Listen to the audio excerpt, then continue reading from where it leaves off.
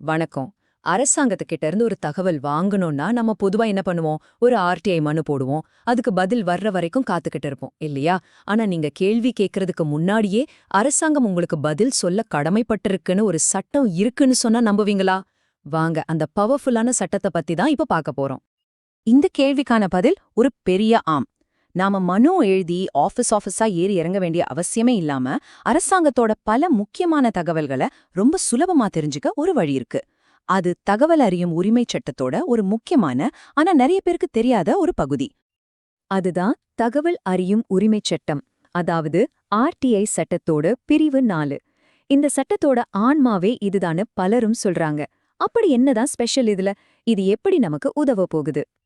ரொம்ப சிம்பிளா சொல்லணும்னா, ஒவ்வொரு அரசு அலுவலகமும் அவங்க கிட்ட இருக்கிற முக்கியமான தகவல்களை யாருமே கேட்காம அவங்களாவே முன்வந்து பொது வெளியில வைக்கணும்னு இந்த பிரிவு சொல்லுது. அதாவது வெளிப்படைத்தன்மைங்கிறது நாம கேட்டதுக்கு அப்புறம் கிடைக்கிற விஷயம் இல்ல, அதுதான் இயல்பாவே இருக்கணும்னு இந்த சட்டம் அடிச்சு சொல்லுது. அப்போ இந்த சட்டத்தின்படி அரசாங்கத்தோட கடமைகள் என்னென்ன? இந்த பிரிவு 4 அரசு அலுவலகங்களுக்கு ரொம்ப தெளிவா 2 முக்கியமான வேலைகளை கொடுக்குது. அது என்னென்னு பார்க்கலாம்.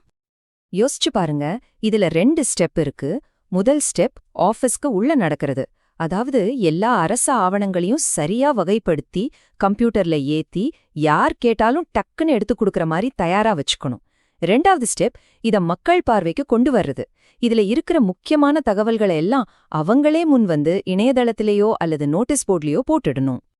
சரி, அவங்க இஷ்டத்துக்கு எதையாவது வெளியிட்டா போதுமா? இல்லவே இல்ல. சட்டம் ரொம்ப தெளிவா சொல்லுது. 1 2 இல்ல, மொத்தம் 17 வகையான தகவல்களை நீங்க கேட்காமலே அவங்க வெளியிட்டே ஆகணும்னு சொல்லுது. ஆமா, 17 கேட்டகரி. இத சும்மா ஒரு லிஸ்டா பார்க்காதீங்க. இதுக்குள்ளதான் நம்ம வாழ்க்கை நேரடியா பாதிக்கிற பல விஷயங்கள் இருக்கு.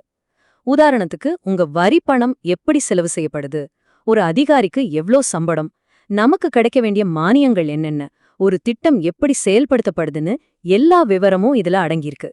இது நம்ம பணம், நம்ம உரிமை. சரி, இந்த பிரிவு 4 ஏன் இவ்வளவு முக்கியம்னு சொல்றோம்? இதனால உண்மையிலேயே என்ன பெரிய மாற்றம் வந்துற போது? வாங்க பார்க்கலாம். இதனால கிடைக்கிற நன்மைகள் நிறைய. ஆனா 3 விஷயங்கள் ரொம்ப முக்கியம். முதல்ல, வெளிப்படைத்தன்மை. எல்லா கணக்கும் வெளியில இருக்கும்போது ஊழல் பண்றதுக்கே ரொம்பவே தயங்குவாங்க. 2வது, ஆர்டிஐ மனுக்களோட எண்ணிக்கை குறையும். நமக்கு தேவையான தகவல் ஆன்லைன்லே கிடைச்சா நாம ஏன் ஆஃபீஸா அலைய போறோம்? 3வதா, இது ஒரு திறமையான டிஜிட்டல் நிர்வாகத்துக்கு வழிவகுக்குது. எல்லாம் வேகமா எளிமையா நடக்கும். சரி, சட்டம் ரொம்ப நல்லா இருக்கு. ஆனா இதனால நமக்கு என்ன பவர் கிடைக்குது? ஒரு குடிமகனா இந்த சட்டப்பிரிவை நாம எப்படி ஒரு சக்தி வாய்ந்த கருவியா பயன்படுத்தலாம்னு இப்ப பார்க்கலாம். ஆனா இங்கதான் ஒரு பெரிய சிக்கலே இருக்கு. சட்டம் இவ்ளோ தெளிவா இருந்தும் பல அரசு நிறுவனங்கள் இத முழுசா கடைபிடிக்கிறதில்லங்கிறதா நிதர்சனமான உண்மை. தகவல்களை வெளியிடுறதுல இன்னமும் ஒரு தயக்கமும் அலட்சியமும் இருக்கு. ஆனா அவங்க இத சரியா செய்றாங்களான்னு கண்டுபிடிக்க நமக்கு ஒரு சூப்பர் வழி இருக்கு. சட்டப்படி ஒவ்வொரு அரசாங்க வெப்சைட்லயும் ஆர்டிஐ டிஸ்க்ளோஷர் அப்படின்னு ஒரு பகுதி கண்டிப்பா இருந்தே ஆகணும். நாம முன்னாடி பார்த்த அந்த 17 வகையான தகவல்களும் அதுக்குள்ளதான் இருக்கணும். அப்போ நாம என்ன செய்யணும்? ரொம்ப சிம்பிள்.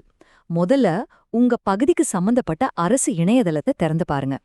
அதுல ஆர்டிஐ டிஸ்க்ளோஷர்னு ஒரு செக்ஷன் இருக்கான்னு தேடுங்க. ஒருவேளை அது இல்லாமலோ இல்ல அதுல இருக்கிற தகவல்கள் ரொம்ப பழையதாகவோ இருந்தா அத அதிகாரிகள் கிட்ட சுட்டி காட்டுங்க.